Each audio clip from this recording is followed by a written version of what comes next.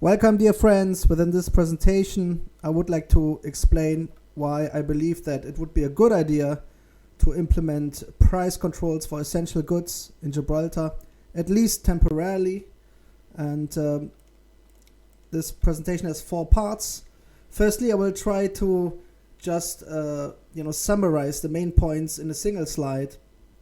If you don't have much time, you're welcome to leave after that. Then I will talk a bit about the particular economic factors we have to take into account for Gibraltar. Then I would like to explain the proposed solutions in part 3. And then in part 4, I would like to go a bit beyond the local economy and talk a bit about the global economic factors and developments we could observe in the last years and which have an impact on the current situation, of course. Please keep in mind, I will sometimes simplify a little bit because, the idea is to make these topics a bit accessible to everyone. So let's get started. So what's the problem? The problem is right now we have to face a lot of inflation in Gibraltar. 8.9% was the latest number. We are, of course, fully exposed to the monetary policy of the Bank of England because the Gibraltar pound is pegged 1-to-1 to the British pound. We also suffer a lot from imported inflation. We will come to that. And what we see is like a very, very significant increase in prices, even for essential goods. And of course, this has consequences for society, and in particular, it affects low-income families and as well as medium-income households. And that's also the motivation for me to sit down and make this presentation right now. First of all, I don't see many ideas what can be done, and I neither see anyone who takes into account, those parts of society who are significantly affected by this high inflation. And we should do something about it. Of course, several things have been done already, but it's not enough. My personal opinion is, at least for some time, we need to implement price controls for a basket of goods. And I will go more into detail in the following slides. And also, I will talk about some medium and long-term measures which should be discussed at some point, such as adding another discounter to the landscape in Gibraltar. So let's start with part 2. So what's the particular about the local economy? Well, as you know, first and foremost, 100% almost of our economy is service-based. We are not manufacturing or producing anything in Gib. The main sectors are finance, gaming, tourism, shipping. And of course, we import much more than we export. And traditionally, in terms of economic growth and prosperity, Gibraltar has always done very well. That's a known fact. We had traditionally also low unemployment. However, right now the situation is a little bit different. And of course, there were several macro factors which affect Gibraltar. And this includes Brexit, even though Gibraltar didn't vote in favor of Brexit. Then we had the COVID crisis, a force majeure event, which led to high costs. We had other developments, such as a crypto crash. We had many crypto startups in Gibraltar, which may be affected by that. Also, on a long-term basis, the pound has lost a lot of value against the euro. I will come to that.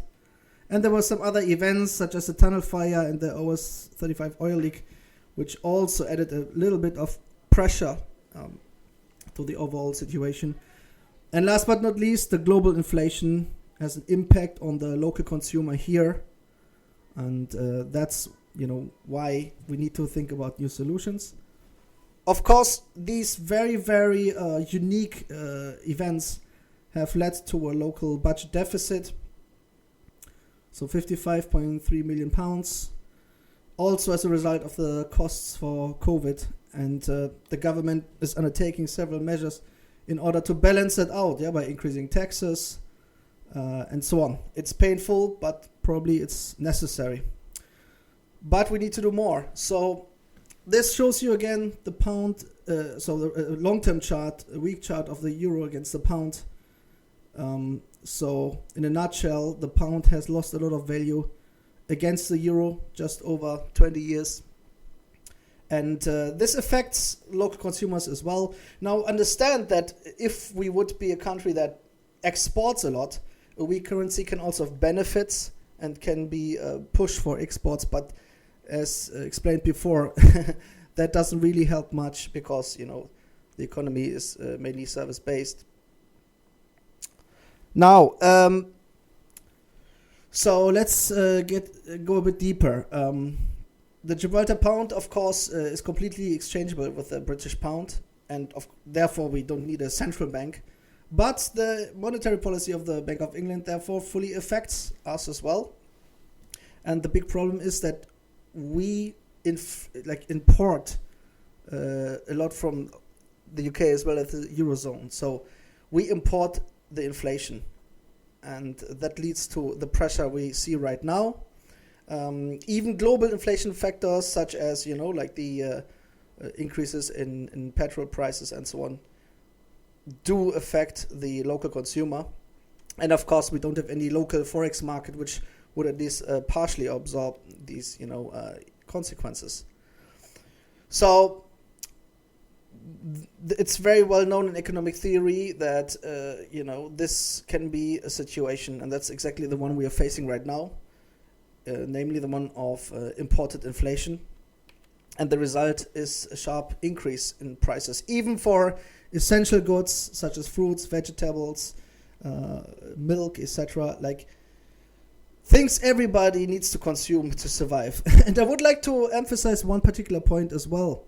First and foremost, it's about low-income families, because understand that expenses for groceries and foods in percentage terms much higher for low-income families than for high-income families. So that means, to say it in very simple terms, that in order to survive and to eat in a healthy manner, we need to control prices and do something so that the current situation is more balanced out. And I would also like to emphasize, even medium-income families, there's also consequences for those parts of society because of the increases in prices and the pressure on their households. Maybe they consume less, healthy food, etc. So all of that is not fair. And since we are in a very unique historic situation, we need to think a little bit outside of the box. Now, several things have been done, and I would like to mention that, for example, some unions have successfully increased wages of union members, like here, £2,000 per year. That's, of course, also helpful, but that alone doesn't really solve the problem neither. Not everybody is part of a union. So let's come to the third part, and let's talk about the solutions. I believe that it would be a good idea to create a price control committee. Yes, and please understand also, these measures are not against anyone. Yeah, I should also mention that many shopping stores and grocery stores have absorbed, at least partially, some of the inflation, on their own accounts, and that's really appreciated. We all need to work together because on a certain level we all sit in the same boat here. And if we look at society at large, this is really in the interest of everyone. So I would think it would be a good idea to create a committee. Members of the Ministry for Economic Development should be in there, as well as the representatives of the shopping grocery companies, and probably also representatives of some consumer protection organizations. They should meet every 2 months, maybe even more frequently. And during those meetings, the representatives of the shops should present the current price increases, the ones they plan to do, and they should disclose their profit margins and so on. Of course, it's confidential. But the government needs to have the final decision and needs to have control over at least the selected basket of essential goods. All right? So that means at each of those meetings, the government should have the last word and should be able to approve or disapprove or come with a different proposal for this particular essential goods basket. Now, allow me to go a bit more into detail. First of all, this committee should determine which goods should be in that essential goods basket. Here are just some examples which came to my mind, but they may have a different opinion. Water, fruit, vegetables, salads, legumes, teas, rice, potatoes, meat, fish, milk, yogurt, juices, nuts, honey, etc. Now, we cannot just expect the the shops to absorb these price decreases, for example. So partially, at least, other goods will increase in price as a result of those price controls. Okay, so let me be very clear. We are talking here about an intended distortion of the market. Okay, and personally, it's not that I'm particular left wing or anything. And generally speaking, I would try to not intervene in the market, but at this point, it is necessary. So that means that those goods here will increase in price, such as tobacco, alcohol, soft drinks, sweets, crisps. Okay? At least part of this market intervention will be balanced that way. Now, in the medium term, we should add a true discounter to Gibraltar. Okay? Some supermarket chain, there should be a tender. These new shops should be completely independent from any owners or managers from the current shops. There should be more competition, and it should be communicated clearly that this mandate is for a price-conscious discounter. Okay, the idea is not what we have seen before. There's a new supermarket, and for 4 or 5 months they have great prices, and after that they become more expensive than the other ones. That's not the idea, and that should be stated very clearly from the start to the contestants. Okay, so allow me to also talk about potential long-term measures. And please understand, that's why I wrote 50-year time horizon. We are talking about the long term here, okay? There are different options, and that's also given that on a macro scale, we have like a structural economic factors, not really rebalancing, readjusting. But it would be thinkable that rather than being pegged 1-to-1 to the pound, the Gibraltar pound would be free-floating. Now, obviously, only if that happens within a certain predefined range, because what nobody wants is a small little currency which is just volatile, which is not stable, and therefore, creates all kinds of problems. That, of course, makes no sense. So, even though that may be unthinkable right now, in the long term, it may not be unthinkable that, the Bank of England approves such an idea, and there's a Gibraltar central bank, and the Gibraltar pound at least floats within the range against the pound. Yeah. Now, this solution seems to be a bit more old school, because these days, with all the new technology, other things are thinkable. And of course, all these topics are quite complex and they need to be researched properly, but I just would like to mention the possibilities which exist. It seems to be more feasible to actually create some kind of digital currency. So in that scenario, we could have the Gibraltar pound. It could even stay as it is. But then we have another currency which is accepted as a means of payment just in Gibraltar. And rather than having a central bank, there could be some blockchain technology behind it. So that's a very interesting topic. But again, these are long-term measures, and right now they seem a bit far away, in all fairness. Okay, let's come to part 4. What I would like to do is I would like to give you a bit of background information and to explain also why we have these global economic developments. And maybe this chart here is a good start. Okay, it shows the US national debt since 2012, and it shows you in a dramatic way how we have seen a significant increase in national debt in the West. We come to the UK now, but this is the US. We cracked the $30 trillion level. At the same time, UK debt, look at that, since the 80s, we are also on a high there. Okay, so governments have been spending a lot and have taken on debt while at the same time, of course, the central banks decreased interest rates over the last decades. Okay, like here the federal funds rate in the US, recently it increased again slowly. But what I'm trying to explain is that because of those particular monetary policies of the last decades, we have certain consequences which we have to face right now. And the UK also, okay, we had a very low base rate, which recently increased again. But to make a long story short, okay, because of the monetary policy of central banks in the West and the fiscal policies of governments in the West, of course, we had on the one hand more output, higher growth, stock markets went up, but the bill is coming now in terms of inflation, and this inflation affects all the members of society. We come to that as well. A little comment here. During the financial crisis, we had aggressive policies, the quantitative easing programs, where the central banks pumped liquidity into the markets. And of course, that also has long-term consequences. Now, on the positive side, we see here the stock market, like the S&P 500 in the US. From the 80s to today, it increased massively. We are now at the end already of the last bull market, which was like a decade long, very unusual. Stocks are coming down now, but of course, during the last 10 years, stocks and assets went up. Also in the UK, even though to a less degree, as you can see from this long-term chart.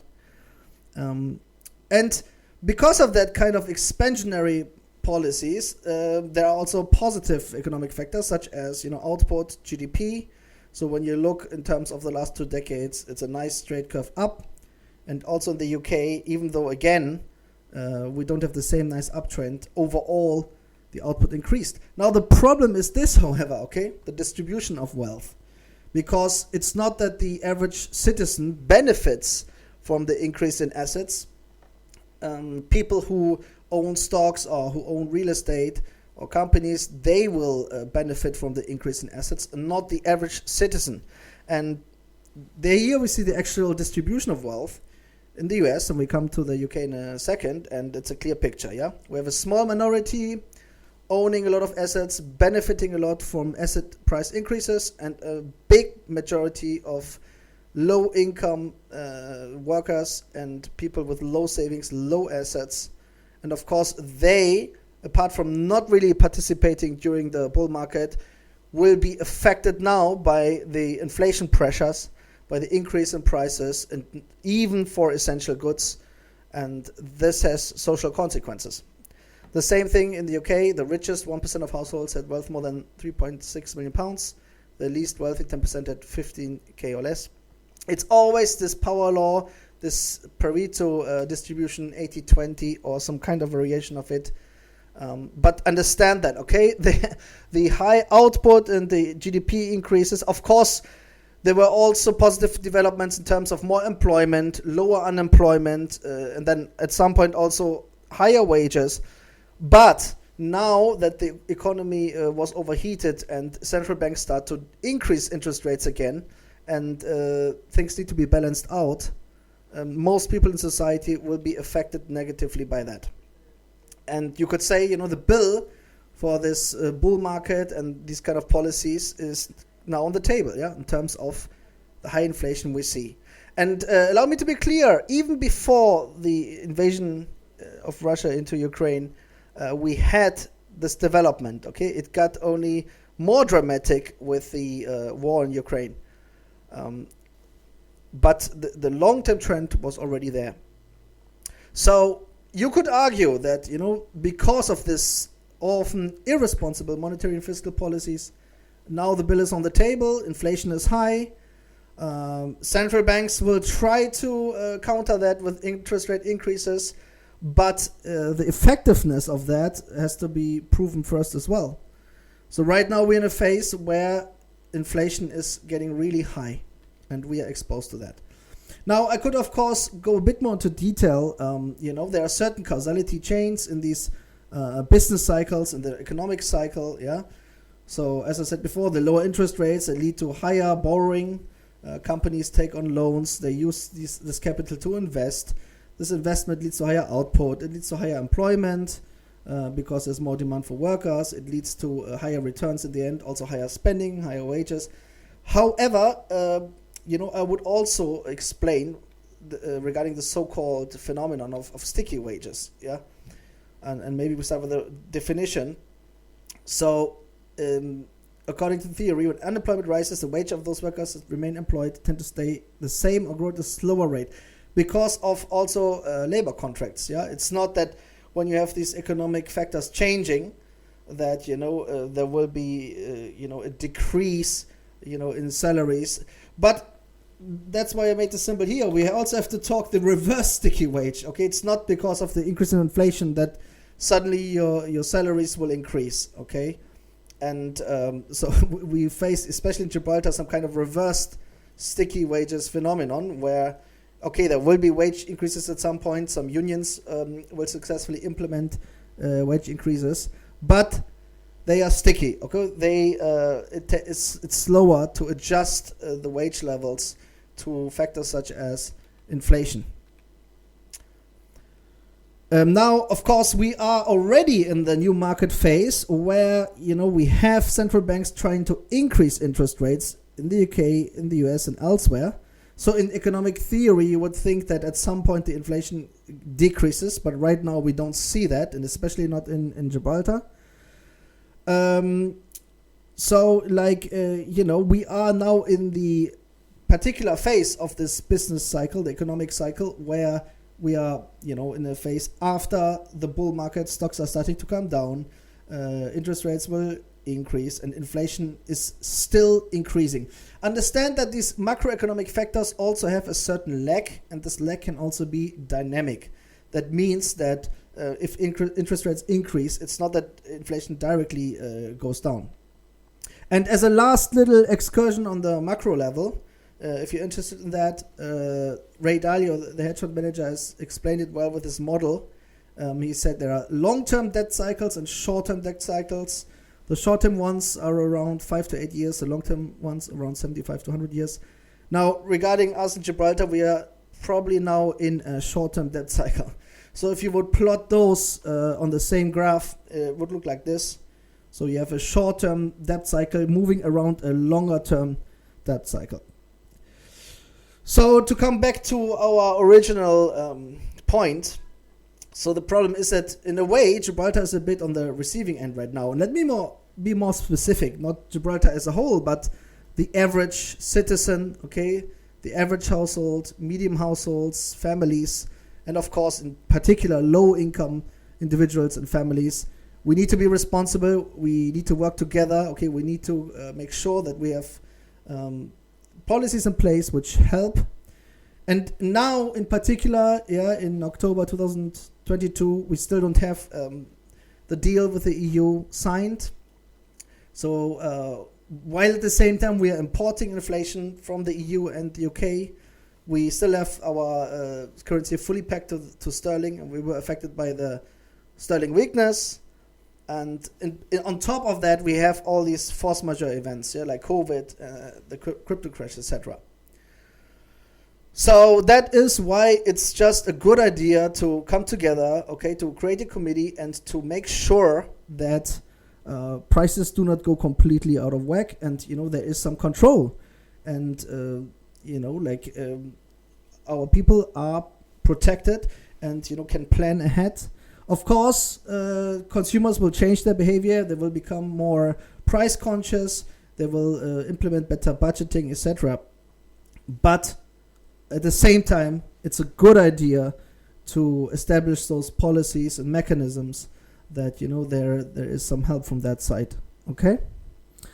Because, as it's shown here in this presentation by Dalio, what the government can do, in response to all these economic factors is cut spending. That's what they try right now. Reducing the debt, redistributing wealth, okay, in forms of taxes, etc. Printing money. Now in Gibraltar, that's certainly not an option. We don't have a central bank. We can't print any money, and that's good, of course.